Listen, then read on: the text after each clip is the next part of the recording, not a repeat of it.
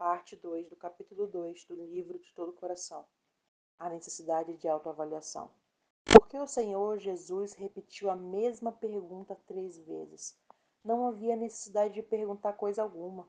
Após a ressurreição e consequente glorificação, o atributo divino da onisciência, do qual Jesus se despojara temporariamente, Filipenses 2, de 6 a 7, havia sido plenamente restituído, Colossenses 2, 9. Nas duas primeiras respostas, quando utiliza a expressão "o Senhor sabe que eu amo", Pedro enfatiza o conhecimento de Cristo apenas acerca do amor que o discípulo mantinha para com ele. Depois de questionado pela terceira vez, contudo, o apóstolo declarou: "O Senhor sabe de todas as coisas". Aqui Pedro se refere à onisciência de Cristo, ao fato de que nada fugia do conhecimento dele. Se Cristo sabia de todas as coisas, mas ainda assim fez perguntas a Pedro, concluímos que ele o fez não para descobrir a resposta, e sim para conduzir o próprio apóstolo para a autoavaliação. Penso que a intenção de Cristo era fazer com que Pedro olhasse para dentro de si mesmo e, assim fazendo, mensurasse tanto a qualidade como a intensidade do amor que tinha por Jesus. As 3 perguntas, embora parecidas, não são iguais. Há detalhes que distinguem cada uma delas, e não é o certo ignorá-los. Na primeira, Cristo não indaga apenas sobre amá-lo, mas estabelece uma comparação. Simão, filho de João, você me ama mais do que estes outros me amam? João 21, 15, grifos do autor. O ponto principal não era se Pedro amava, mas se ele amava mais que os outros apóstolos. Por que o mestre perguntaria isso? Será que o desejava incitar algum tipo de competição entre os discípulos? É claro que não.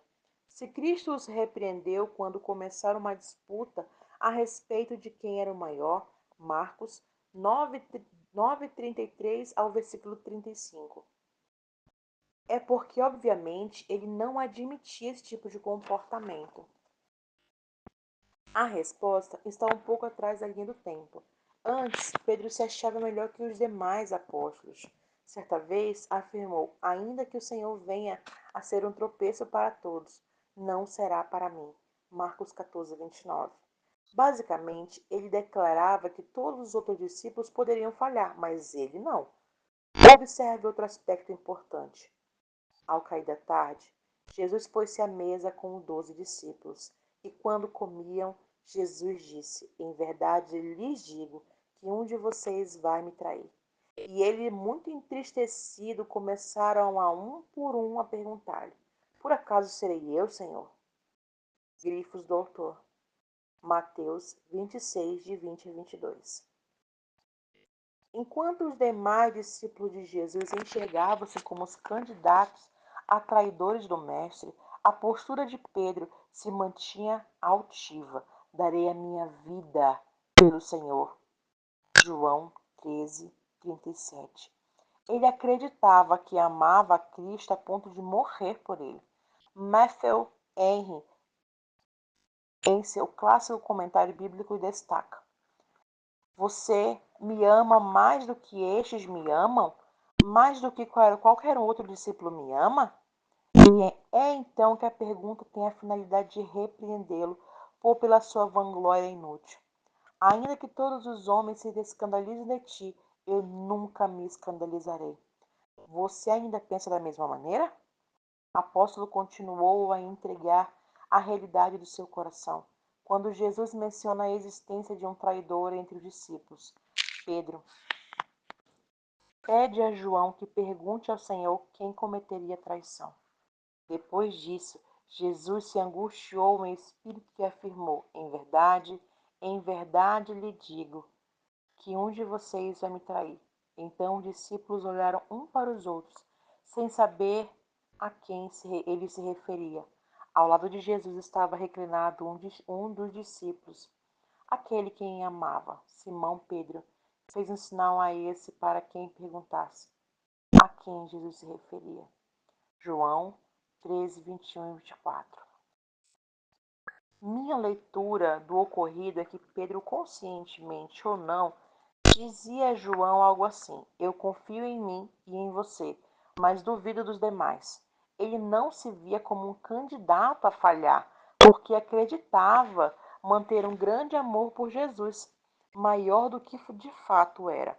As infelizes negações de Pedro revelam que é possível estar equivocado a respeito de quanto se ama ao Senhor. Acontece comigo, com você, com todos nós. Veja as promessas que Pedro fez. E Jesus disse aos discípulos: Serei uma pedra de tropeço para todos vocês, porque está escrito: Ferirei o pastor e as ovelhas ficarão dispersas.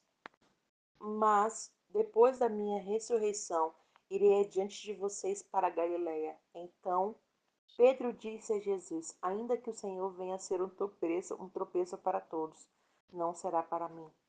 Mas Jesus lhe disse: Em verdade lhe digo que hoje, nesta noite, antes que o galho cante 2 vezes, você me negará 3 vezes. Mas Pedro insistia com mais veemência: Ainda que seja necessário morrer com o Senhor, de modo nenhum o negarei. E todos os outros diziam a mesma coisa.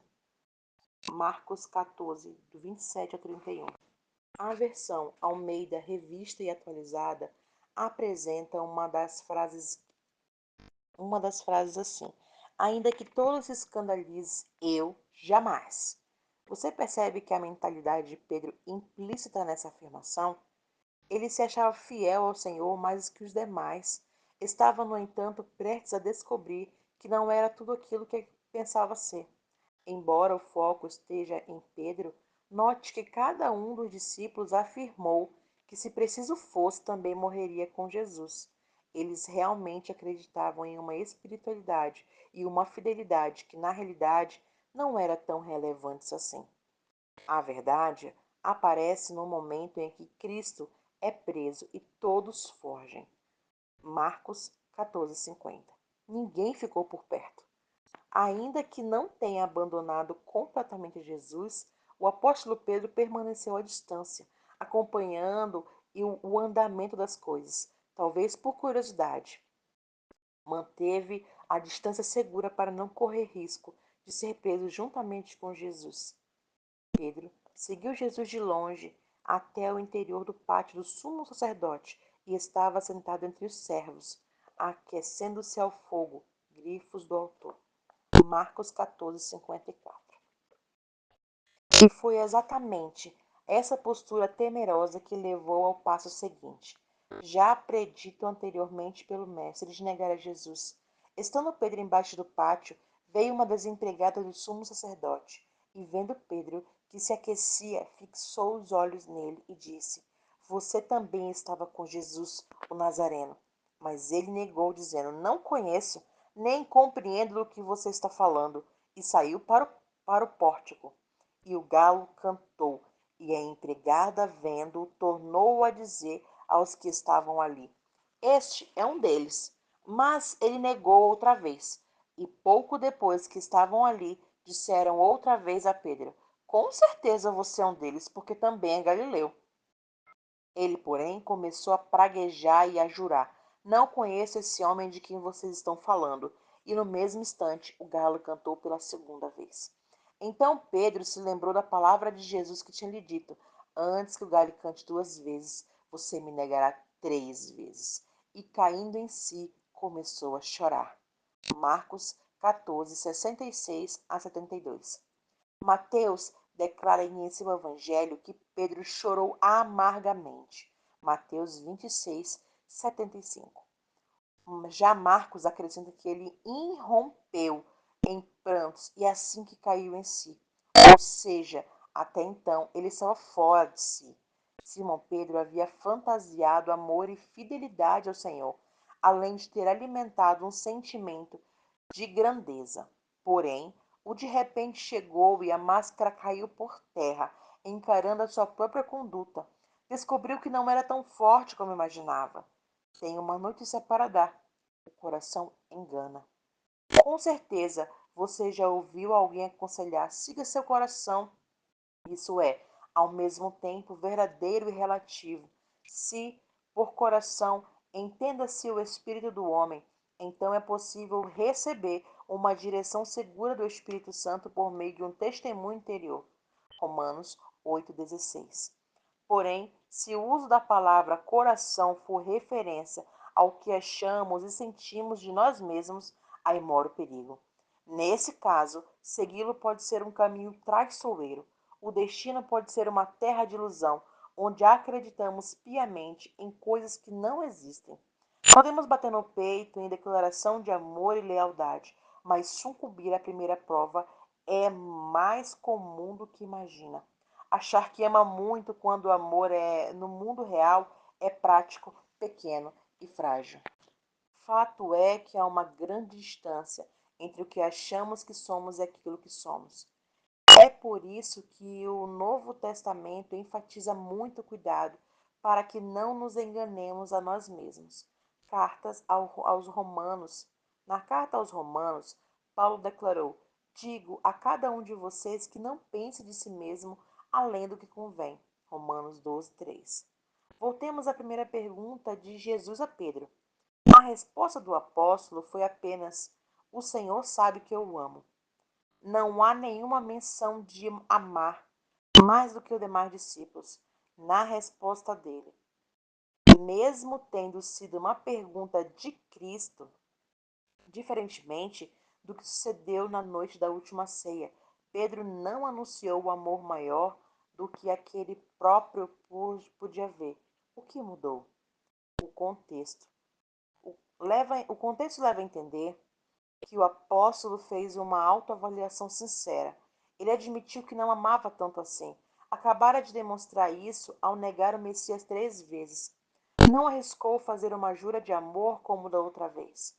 Em sua resposta, Pedro simplesmente aceitou que Jesus podia ver o tamanho real do seu amor, melhor do que ele próprio. Veja mais um comentário do pregador inglês Matthew Henry. Na segunda e na terceira vez em que Cristo fez a pergunta, ele deixou de lado a comparação. Mais do que estes, porque Pedro, na sua resposta, modestamente, a deixou de lado, não desejando comparar-se aos outros irmãos, e muito menos privilegiar-se diante deles. O autoexame é bíblico. Fomos orientados a fazê-lo por ocasião da ceia do Senhor, que cada um examine a si mesmo. 1 Coríntios 11, 28. Uma avaliação superficial, contudo, não é o suficiente para compreender quão falho é o amor humano. E não enxergando tal fragilidade, ficamos impedidos de crescer e de atingir maturidade. Devemos examinar o nosso coração, mas não sozinhos. Dependemos da ajuda divina, do contrário, estamos suscetíveis ao engano. Como disse o salmista, sonda-me, ó Deus, e conhece o meu coração, prova-me e conhece os meus pensamentos. Vê se há em mim algum caminho mau e guia-me pelo caminho eterno. Salmos 139, 23 e 24. A busca deve ser no sentido em que o Espírito Santo revele a qualidade e a intensidade de nosso amor ao Senhor. Eu já estive nesse lugar. Cria que amava Jesus um tanto além do que amava de verdade. Recordo-me que quando, ainda adolescente, em um ímpeto de coragem, fiz uma oferta ao Senhor. Estava ajoelhado em gesto de rendição e ninguém havia pedido em nada que fizesse nada. Não estava respondendo a nenhum apelo naquele momento, então dispus a minha vida a Cristo para ser um mártir por causa do Evangelho. E é claro que não pensei em mentir a Deus, só falei aquilo porque realmente achava que era verdade. Já adulto e experiente, agora exercendo o ministério pastoral, eu ouvi o Espírito Santo falar da necessidade de autoavaliação, com foco no alto risco de uma análise inflada e fora da realidade. Não fui remetido pelo Senhor àquele evento adolescente, mas confrontado a avaliar a condição do meu coração anos depois daquela entrega apaixonada. Procurando olhar com os olhos de Jesus e não os meus, questionei: será que naqueles dias eu amava o Senhor a ponto de dar a minha vida? E hoje, amo em tamanha intensidade? A descoberta me entristeceu. Quanto distante estava do amor que eu supunha ter, do amor que realmente nutria. Fiquei abatido e chorei muito. O Espírito Santo, entretanto, conduziu-me a outra verdade. Deus não ajuda o homem a avaliar a si mesmo, com o objetivo de apontar a ele está aquém do que deveria, gerando condenação e desânimo. Ele deseja impulsionar e não triturar. Como está escrito, não esmagará a cana quebrada, nem apagará o pavio que fumega. Isaías 42:3. Demorei para entender esse versículo. Cresci num ambiente predominantemente urbano, de grandes cidades em São Paulo. Fui criado na selva de pedra. Aos 20 anos, quando comecei a pastorear, mudei-me para o interior do Paraná. E foi lá, na cidade de Guarapuava, que passei a conhecer o contexto da agricultura. Certo dia, Robert Ferter, um amigo, conduziu-me por um tour por sua fazenda. A ideia era apresentar uma nova realidade, até que um pouco conhecida por mim. Enquanto executava seu trabalho como engenheiro agrônomo, Robert me explicava tudo o que fazia e como as coisas se davam naquele ambiente de plantio e colheita. Em um dos momentos do passeio, atravessamos de caminhonete uma plantação de trigo ainda verde. Meu amigo parava aqui e acolá para colher amostras e logo depois voltava a avançar. Enquanto seguíamos, eu observava pelo retrovisor o rastro de trigo amassado que ficava pelo chão, onde passava o automóvel. Depois de meia hora atropelando o trigo, não me contive e perguntei: Você faz isso todo dia? Você sempre atropela o trigo por horas seguidas? Diante da confirmação dele, deixei transbordar o pensamento que acusava a minha completa ignorância sobre o assunto. Daqui a pouco não haverá mais trigo. Esmagando tudo com a caminhonete, você vai acabar com a plantação. Ele começou a rir e parou o automóvel, pedindo que eu descesse para ver o que ele queria mostrar. Apontou para o rastro de trigo que acabara de ser criado pelas rotas da caminhonete e perguntou: Você acha que esse trigo não levanta mais? Tenho certeza que não. Quanto pesa esse veículo que passou por cima dele? Sem zombar da minha ignorância, ele apenas sorriu e mostrou outro rastro atrás de mim. O trigo amassado estava apenas um pouco mais baixo que o restante da plantação, aproximadamente um palmo. Ali foi onde eu passei 2 semanas atrás. Minha mente se recusava a acreditar. Então Robert apontou mais um rastro que, por sua vez, era cerca de 2 palmos mais para baixo do trigo intacto. E completou: Ali foi onde eu passei semana passada. Tudo dentro de mim queria gritar que era impossível e minha boca não aguentou. Quando Robert se agachou para tocar um dos talos quebrados, vou mostrar como se torna impossível que o trigo se recupere e se levante. Com os dedos, ele esmagou o lugar exato onde o caule já estava quebrado e voltou a falar: Esse não se levanta nunca mais. Na hora veio em minha mente o texto de Isaías: Não quebrará no caniço rachado. Isaías 42:3, NVI. Deus estava dizendo que não roubaria daqueles de nós que fomos atropelados pelas circunstâncias, a esperança de nos erguermos. A mensagem, portanto, é sobre restauração. Trata-se do coração do Pai Celestial, que não está esperando para destruir-nos após um erro. Ele sempre oferece misericórdia e possibilidade de recomeço. O Senhor quer que sigamos para aquilo que ainda não alcançamos. Foi o que Cristo fez com Pedro. Ele sinalizou que o amor poderia crescer.